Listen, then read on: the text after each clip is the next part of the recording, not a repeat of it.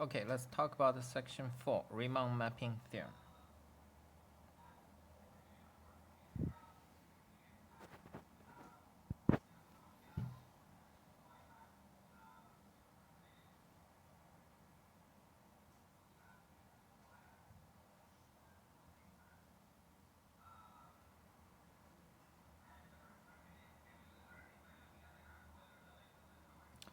So what is a Riemann mapping theorem?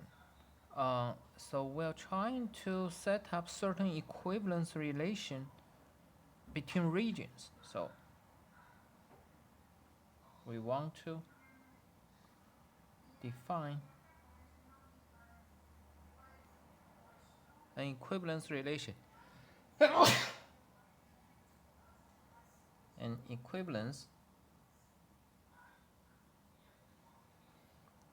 relation between regions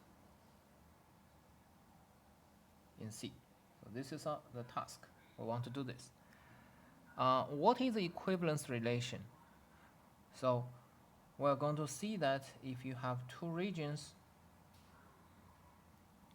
G1 and G2, we say they're equivalent if and only if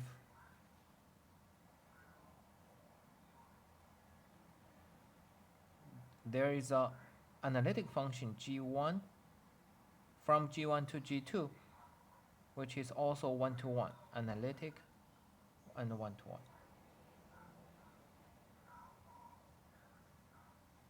Right? Because we're talking about complex analysis, of course, we naturally require it is analytic. Another condition, one-to-one, is natural. Or whenever you define the equivalence relation, if by the functions, the function should be one-to-one, right? Otherwise, you can just crash everything to a point. That's useless. Okay? So this is the idea. So we want to do this. It's a natural idea. Okay, so first let's make it formal definition.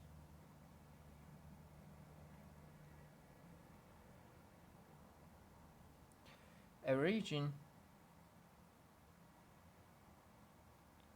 G1 is conformally equivalent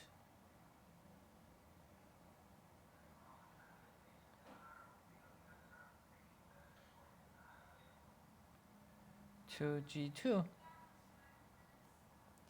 if there is an analytic function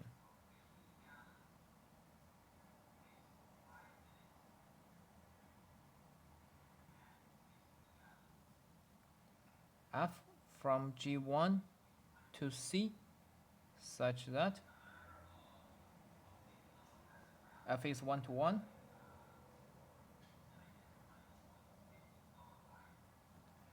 and f G1 is equal to G2. Okay, of course it should be onto. It should be onto also.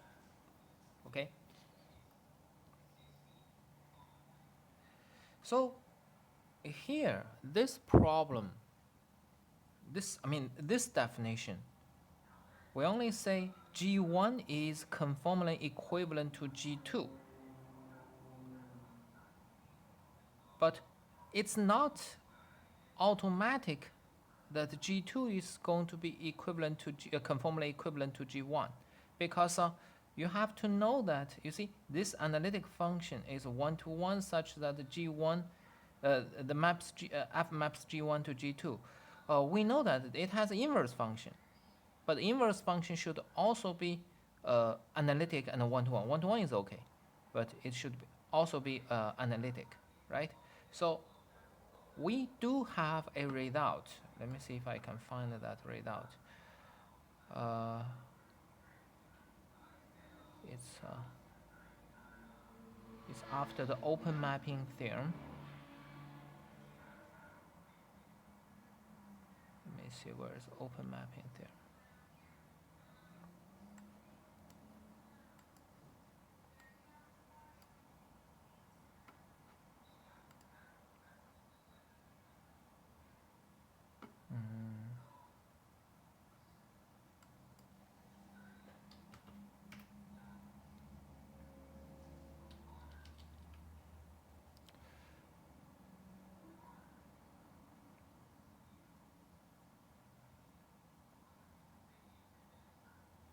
Okay, yeah, I found it. It's on page 99, the corollary 7.6. Corollary 7.6 says f from G to C is a one-to-one analytic, and fg is equal to omega, another region. Then f inverse from omega to C is analytic. Okay, so this is the important theoretical background for the equivalence, the definition of the equivalence. Okay, because of this corollary, that's you have the where was my you have the clearly. If you read the book, you will see clearly right after the definition. This is a remark. Right after the definition 4.1, it says clearly this is an equivalence relation.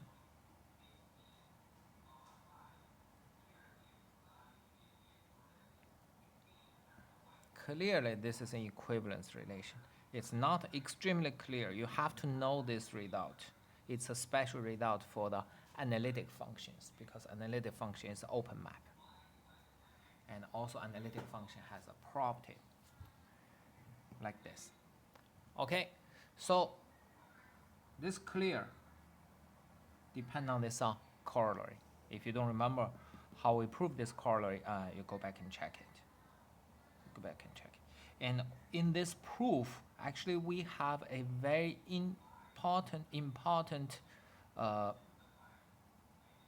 subpart, which is not presented here. F is analytic and a one-to-one, then f prime of z is not equal to 0 for all z in the domain. F prime is never equal to 0. Okay, so that's a property, one of the property hidden in this part. So we may use this result, so we're going to present it here. If you don't remember how to prove it, try to do it by yourself. Okay, or if you still have question, we can discuss it. All right, so this is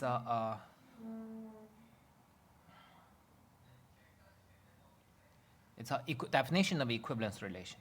Okay, definition of equivalence relation. Okay, now let's see a remark. Here's arbitrary region inside C. C is also region.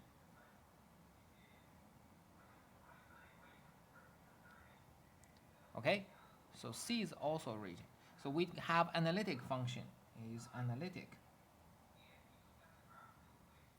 and one-to-one. So assume we have analytic function from C to C and also one-to-one. If the region or the image is bounded, if this is a bounded function, remember we have analytic over C, so it's called the entire function. If it's bounded, then by Liouville theorem,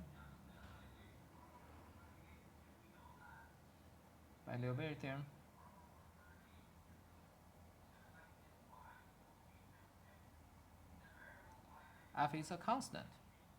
It's a constant function. It's constant. Constant function is never one-to-one. Contradict to one-to-one condition. Okay, contradict to one-to-one condition. So this tells us C is not conformally equivalent to any bounded region.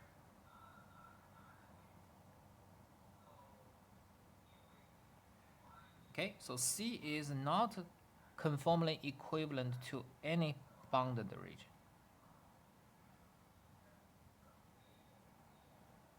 Okay.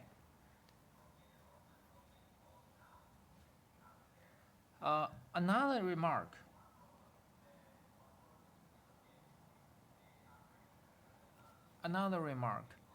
If G is simply connected,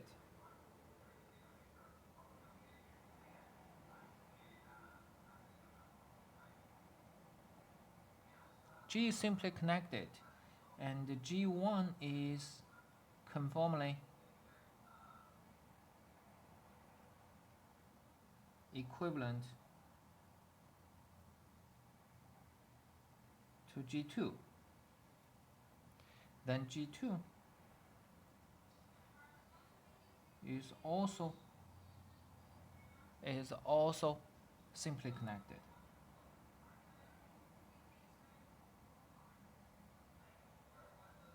Okay, simple connectedness is a topological condition. It is guaranteed by this conformal equivalence. All right.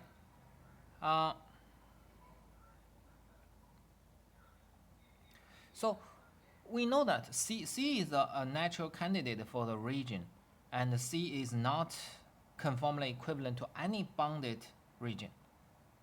And another simplest region will be the unit disk, open unit disk. Okay, and open unit disk is simply connected. Open unit disk is simply connected. So it's natural to put, together with this remark, it is natural to get the condition about this conformal equivalence among the simply connected regions. Okay, so that's the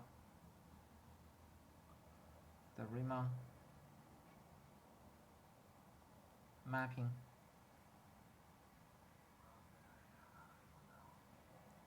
theorem.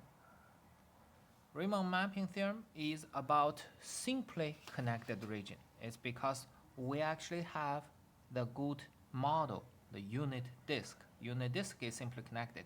If any other region conformally equivalent to open disk, unit disk, then it should be simply connected. Okay. So let G be simply connected,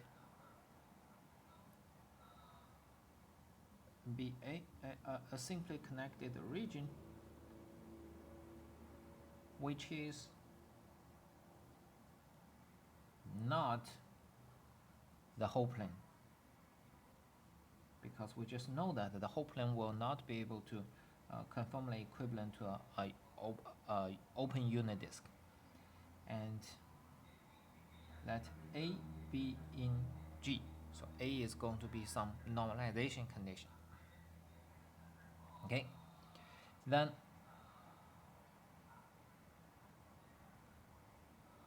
there is a unique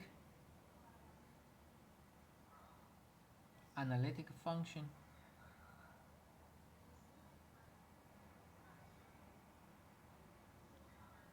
f from G to C having the properties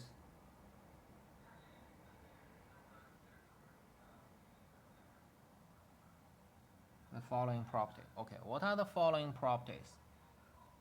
A, Fa is mapped to 0, and F prime of A is positive. Okay, so this is the first situation. And B, F is 1 to 1. And C, the image of G under F is the open unit disk. Is open unit disk. Okay, so let's understand this. This one is a normalization condition. It gave us the uniqueness.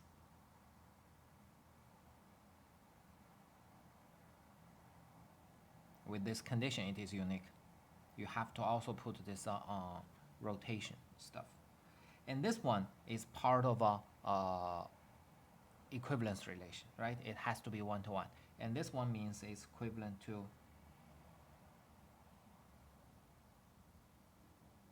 the unit disk, It's a condition of equivalence relation.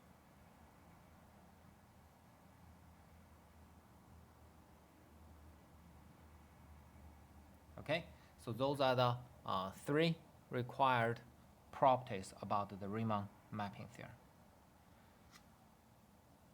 Okay, now let's see, before we really give the theorem, we really prove the theorem, let's see how do we get the uniqueness. Uniqueness is simpler than the real proof, because whenever you have such thing, you almost, we just say you almost construct it or theoretically prove the existence. But you do have some construction. We will see how it is. But the uniqueness never depend on the construction. It is always the logic stuff. Okay? So here we prove or we demonstrate the uniqueness.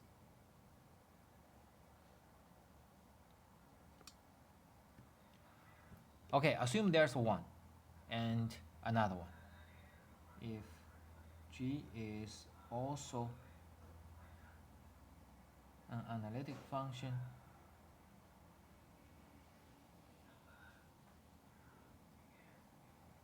having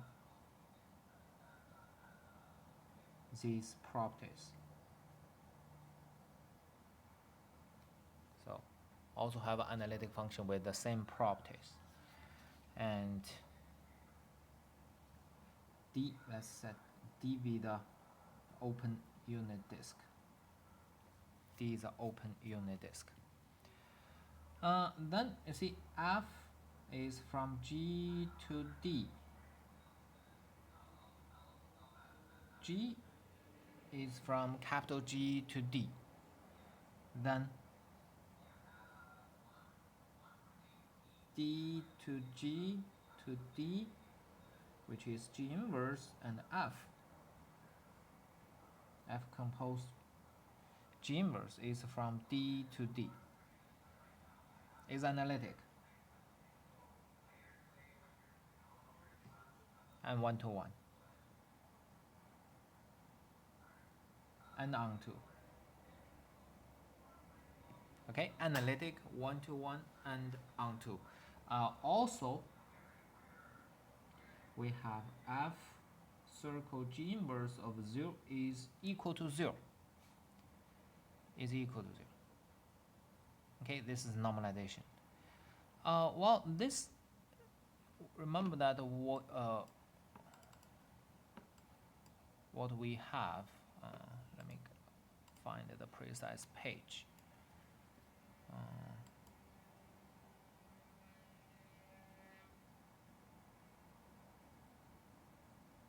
Okay, so on page 132, it's a second section of the maximum modulus theorem. It's the corollary of the Schwarz lemma. Okay, it's a corollary Schwarz lemma. It's the theorem 2.5. If F is from D to D is one-to-one analytic onto and Fa is equal to 0, then there is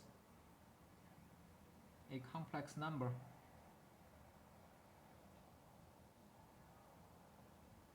C with modulo of C equal to 1, and F is C times phi A. Phi A. The Mobius transformation determined by A. Okay, C is equal to phi A.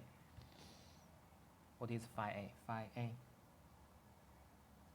of Z is Z minus A, 1 minus A bar Z. Okay, this is phi A. So that's the theorem we are going to apply. Okay, so we have this, then this implies, you see, A is going to be 0. Well, here, A is going to be 0. Phi 0 is just Z. Phi 0 is just Z. All right, and so by lemma, by theorem, by this theorem, by theorem 2.5, we have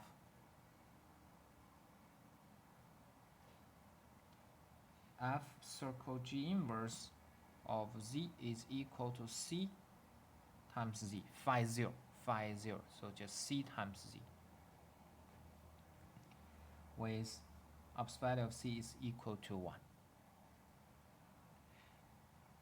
All right, so in other words, if you let W be G inverse of Z, then Z is G of W. So you put it here, you get F of W is equal to C times G of W. Right? Fw is equal to C times G of W. Z is a W. Okay, so their F and G are almost the same except a constant coefficient. Now let's do the differentiation. F prime of A. Remember that's the first one. F prime of A is C times G prime of A. F prime is G prime. They are both positive, and the modulus of Z is equal to 1. They're both positive. This implies G prime of A is positive. This implies C is positive. C is positive and the modulus is 1, so C is equal to 1. Right? C is equal to 1. C is equal to 1, then F is equal to G. Unique. Okay, so that's the proof of the uniqueness. And this proof depends on the classification of functions over open unit disks. Open unit disk, this theorem, theorem 2.5 on page 132. Okay, so you have to know this. Okay, so that's a uniqueness. Basically, we're going to construct one. Once we have one, it's going to be that one.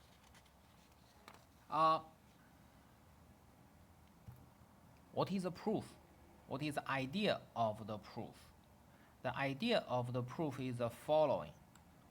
So the author gave the explanation of how they going to think about it. So what they think about it. So first, how do we prove?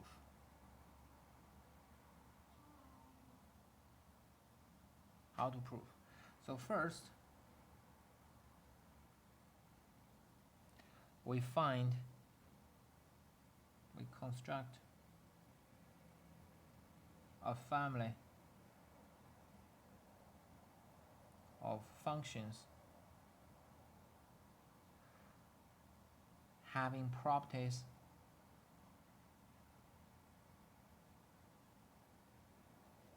where's properties? Here, having properties A and B.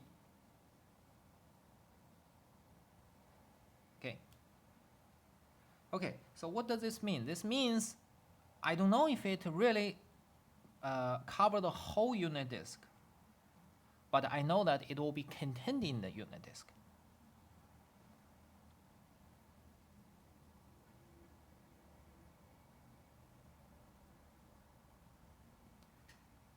It will be contained in the unit disk. Okay, so that's the property. And once we have those families, we're going to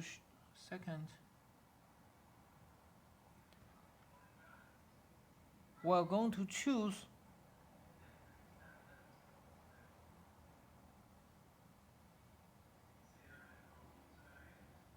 a function with largest f prime of a. F prime of a is positive, so you can compare the values. Largest f prime of a. Why we choose the largest one? Because remember, derivative means the speed. The largest derivative means that it changes, it grows with the largest speed. So it is possible to occupy the whole complex open disk. It is the hope to cover D. If you choose a slow speed, then, well, slow speed, how can we expect it covers everything, right? It's too slow. And largest, how do you get the largest? The largest is always guaranteed over compact subset. If you have an open set, you can only get the supremum, but you may not get largest. So that's why the author suggests the following thing. So suppose Kn is a sequence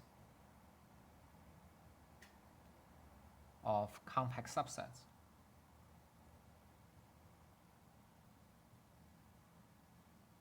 of G such that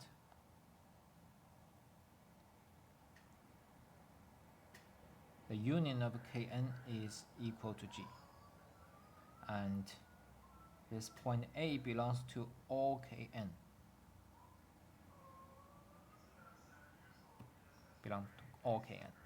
And then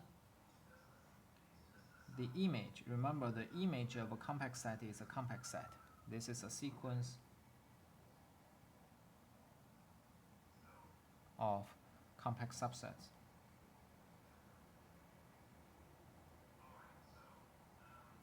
Of D. Okay, and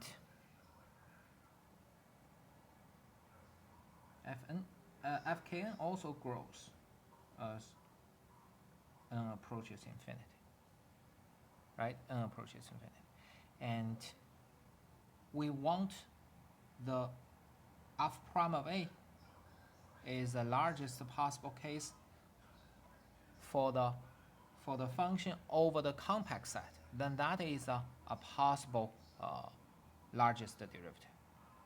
Okay, because we have a compact set, we can always mention the possibility of the largest. And also, we are going to consider the family F to be compact. Okay. Well, here we once we get this largest compact, the largest f prime of A, then we will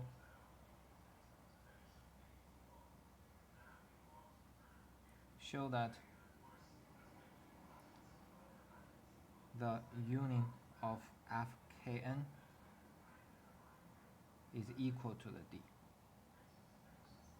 Okay, when we have the function with the largest possible f prime of A, then we're going to show that with that function, this image is going to cover the whole, the union of the images will cover the whole open disk. Okay. Okay, so that's an idea. That's a strategy. How they come up with this proof, and the proof does not work for the simply connected region directly. In the book, it mentions we actually use the following property over the simply connected region.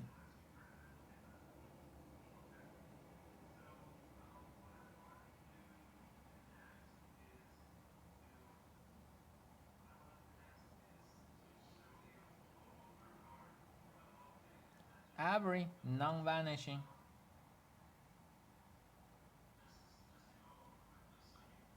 analytic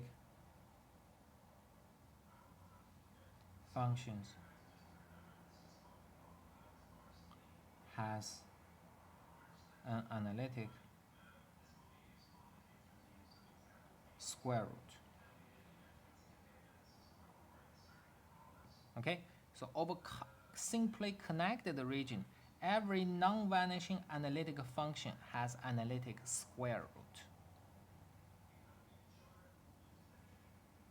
Okay, so the Riemann mapping theorem will be proved with this condition instead of a simple connectedness. Okay, so that's the next lemma. The lemma we are going to present.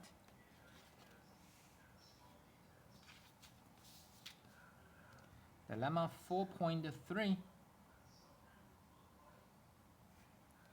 Let G be a region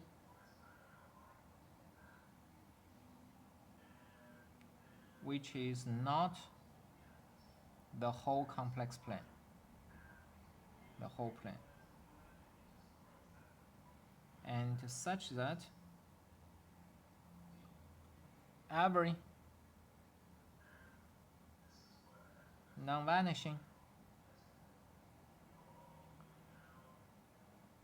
analytic function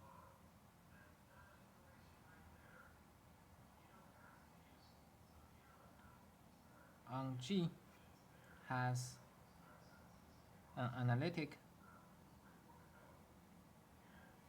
square root. Okay, so you see here we do not put simple connectedness.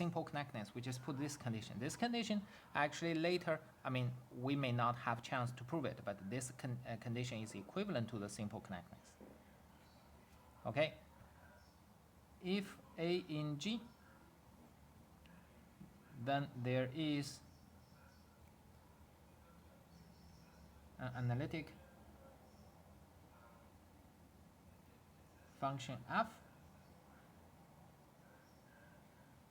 on G such that having the properties A, fa is equal to 0 and f prime of A is greater than 0, the first one. And B, f is 1 to 1. And C, that just those three conditions. Fg is D, which is an open unit disk. Okay, so we're going to prove this result instead of a simple connectedness. Simple connectedness is a topological stuff, topological condition, but this one is an analytic condition. We can use it to construct another function. Okay, so I spent time to try to find the precise page. Okay, so on page 94, starts from 94 and then 95. On page 94 and the corollary 6.17. Page 94, corollary 6.17, it says G simply connected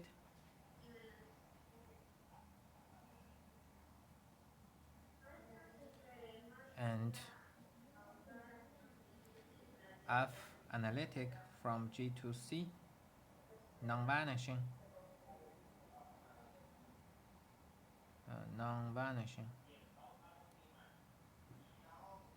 then there is an analytic function G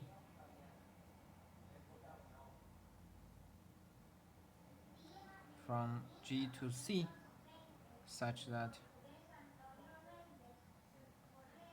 f of z is equal to exponential of g of z.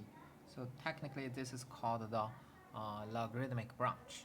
Okay, so we can compute the logarithmic function for non-vanishing analytic functions over simply connected region. Okay. Well, so G is a.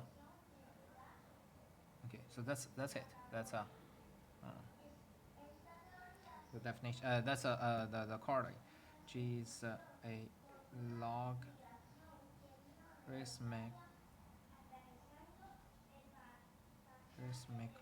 logarithmic uh, of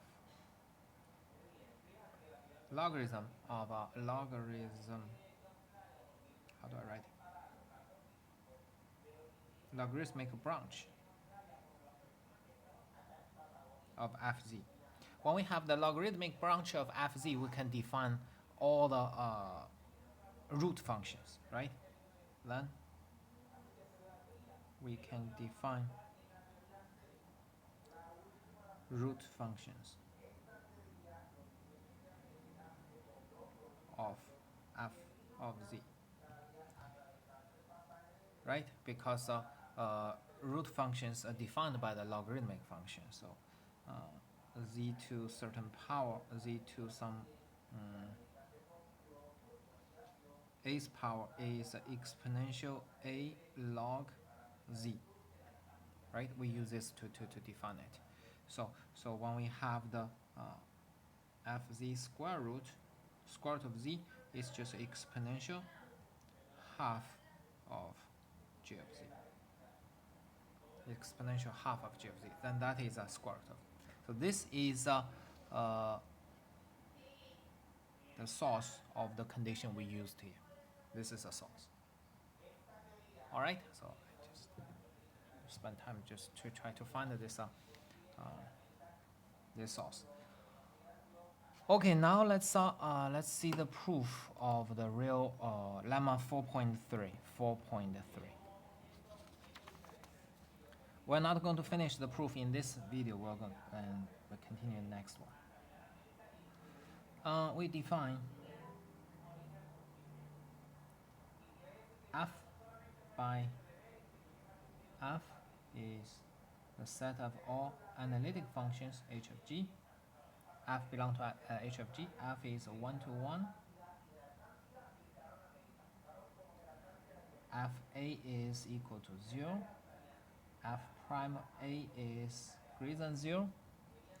F of g is contained in D. Okay, f of g is contained in D. Then what is the Montel theorem? We have a family of analytic functions. What is the Montel theorem?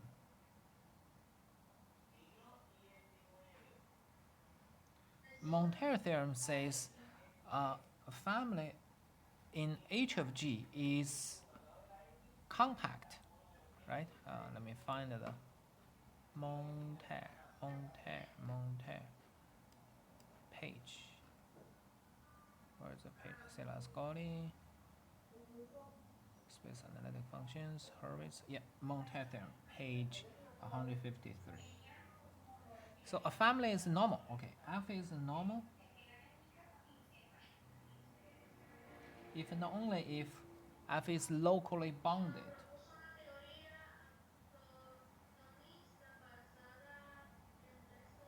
Okay, normal means locally bounded. Locally bounded means f of z is less than or equal to m for all f in f. And this time it's contained in the unit disk. Of course, ops value is less than 1. So if f is not empty, then f is normal. Okay, if f is not empty, then it is going to be normal. It's a very straightforward result from the Montel theorem. It's a simple application. Okay, so first we will show it.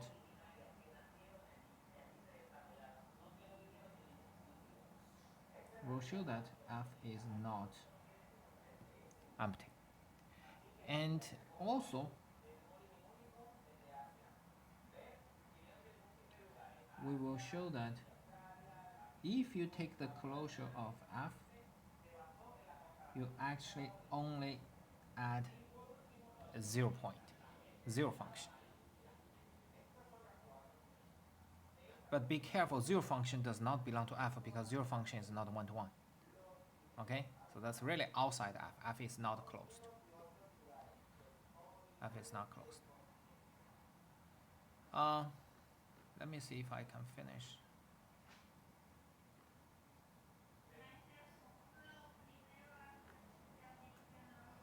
Well, let's try. Let's try if I can finish it or not.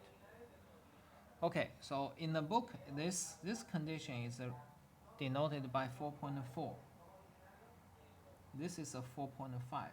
We're going to use this. 4.4 means f is non-empty. 4.5 means the closure is f union 0. Okay, now assume, before we prove it, assume that 4.4 and 4.5 holds. Okay, they hold. Then let's consider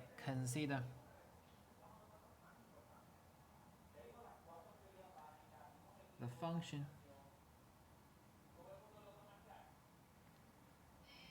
f to f prime of a. F to f prime of a. This is a function from h of g to c, the set of analytic function to the evaluation of f prime. It is continuous.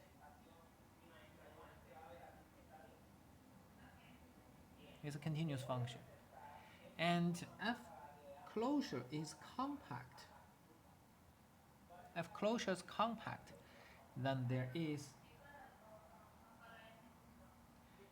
a function f, f in f closure with f prime of a greater than or equal to g prime of a for all g in f. Right? For all g in f. This f is not empty, and this, you see, f is not empty, and f closure is f union 0. 0 has derivative 0.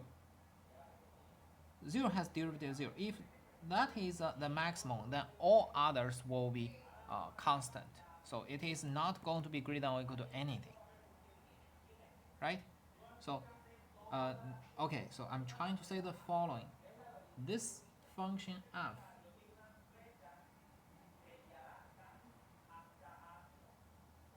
or well, this function means this function cannot be 0. Cannot be the 0 function here because 0's derivative is equal to 0, and f in f with f prime of a strictly greater than 0. Strictly greater than 0. Okay, so a 0 cannot be greater than or equal to a strictly greater than 0 point. So there is an f in f without closure. We just try to use argument to remove this closure with f prime of a is greater than or equal to g prime of a for all g in f. Okay, so that's the first thing, we remove it. And then we want to show this f, this maximum f prime of a, this f maps g to d. So we're going to show this. So if it is not, we're going to prove it by contradiction. If it is not, then we're going to construct another function with even bigger f prime of a, with even bigger derivative. That will be the contradiction. The construction depends on this square root process. Does it make sense? Okay, so we prove it by contradiction. Let's stop at this moment. I am not so sure I can finish it in the 10 minutes here. It's a long computation. Okay, so in the next video, we're going to show fg is equal to d by contradiction. After we prove this, we say that condition 4.4 and condition 4.5 guarantees the existence of f. So we are going to show, then we will show 4.4 and 4.5. All right, so next we will have three tasks. We use contradiction to prove fg is equal to d, and we prove 4.4, and we prove 4.5. 3 parts. Okay, and we stop this video and we continue in the next video. Thank you.